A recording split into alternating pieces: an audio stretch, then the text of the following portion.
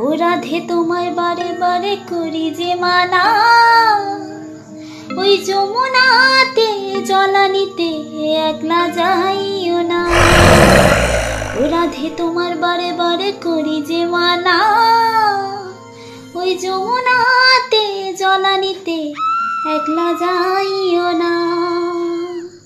আচ্ছা ভূত মামা, আমি যদি একলা জল আনতে যাই তাহলে কি হবে?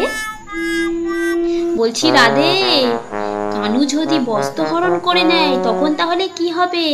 কানু তো সেই গাছের উপরে লুকিয়ে থাকে, একবার যদি তোমার বস্ত্র হরণ করে নেয় না, তখন বুঝবে ঠেলা, এই ভূত তোমাকে এসে বাঁচাতে পারবে না।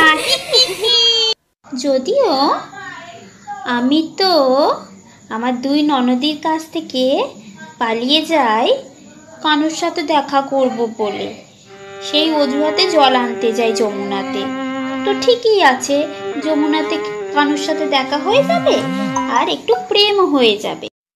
ঠিক আছে, বিপদে পড়লে তখন আমাকে বলবে না, কিন্তু আমি কিন্তু একটাও বস্ত্র দিতে পারবো না।